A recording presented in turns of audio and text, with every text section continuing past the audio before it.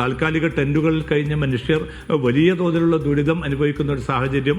അതോടൊപ്പം തന്നെയാണ് കഴിഞ്ഞ ദിവസങ്ങളിലൊക്കെ രൂപപ്പെട്ട പ്രതികൂലമായിട്ടുള്ള കാലാവസ്ഥ. ഈ കാലാവസ്ഥ മൂലം ഏറ്റവും ചുരുങ്ങിയത് 30,000 താൽക്കാലിക ടെന്റുകളെങ്കിലും തകർന്നു എന്നാണ് കണക്ക്.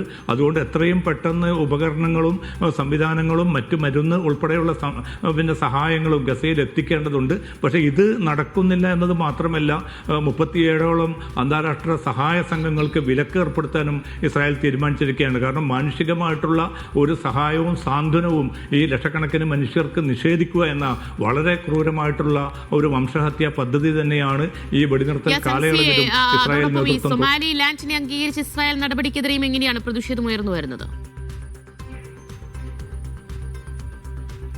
ദിവ്യ, അതാണ് ഏറ്റവും വിചിത്രമായിട്ടുള്ളൊരു കാര്യം. കാരണം 91-ലാണ് സോമാലിയയിൽ നിന്ന് ഈ വിഘടിതമായിട്ടുള്ള സോമാലി ലാൻഡ് എന്നൊരു പ്രദേശം മാറിയത്. ഇതിനെ ആദ്യമായിട്ട് അംഗീകരിക്കുന്ന ഒരു രാജ്യമായിട്ട് ഇസ്രായേൽ മാറുന്നതിൻ്റെ പിന്നിലുള്ള ഒളി അജണ്ടകൾ, നിക്ഷിപ്തമായ താല്പര്യങ്ങൾ വളരെ വലുതാണ്. കാരണം ഭാവിയിൽ ഒരു പക്ഷേ ഈ ഫലസ്തീനികളെ ഗസയിൽ നിന്ന് പുറന്തള്ളാൻ ഇസ്രായേൽ മുന്നിൽ കാണുന്ന ഒരു പ്രദേശം കൂടിയാണ് ഈ സോമാലി ലാൻഡ് എന്ന ഒരു റിപ്പോർട്ട് നേരത്തെ തന്നെ പുറത്തു വന്നിരുന്നു.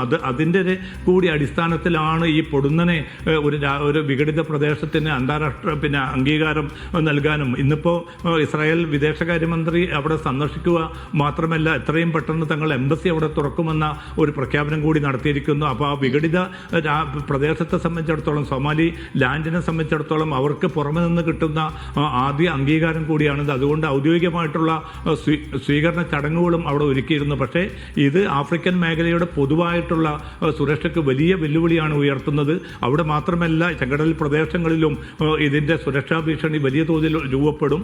കാരണം ഇസ്രായേലിൻ്റെ നിശ്ചിതമായിട്ടുള്ള താല്പര്യങ്ങൾ, അമേരിക്കൻ അനുഗ്രഹത്തോടു കൂടിയാണ് ഇപ്പോൾ ഈ നീക്കങ്ങൾ, ദുരൂഹമായിട്ടുള്ള ഈ നീക്കങ്ങൾ മുന്നോട്ട് പോകുന്നത് എന്ന ആക്ഷേപമാണ് സോമാലിയയും അതോടൊപ്പം തന്നെ ആഫ്രിക്കൻ രാജ്യങ്ങളും അറബ് മുസ്ലിം രാജ്യങ്ങളും മുന്നോട്ട് വെക്കുന്നത്. അതുകൊണ്ട് ഇപ്പോൾ അംഗീകരിച്ച ഈ അംഗീകാരം ഇസ്രായേൽ റദ്ദാക്കണമെന്നാണ് ഇന്നിപ്പോൾ രാത്രി ചേർന്ന ആഫ്രിക്കൻ യൂണിയൻ നേതൃയോഗം ഔദ്യോഗികമായി തന്നെ ആവശ്യപ്പെട്ടിരിക്കുന്നത്. ലോകത്തെ പല രാജ്യങ്ങളും ഈ സോമാലിലാൻഡിനെ അംഗീകരിച്ച ഇസ്രായേൽ നടപടിക്കെതിരെ അതിശക്തമായിട്ടുള്ള പ്രതികരണവുമായിട്ട് രംഗത്ത് വന്നിട്ടുമുണ്ട്.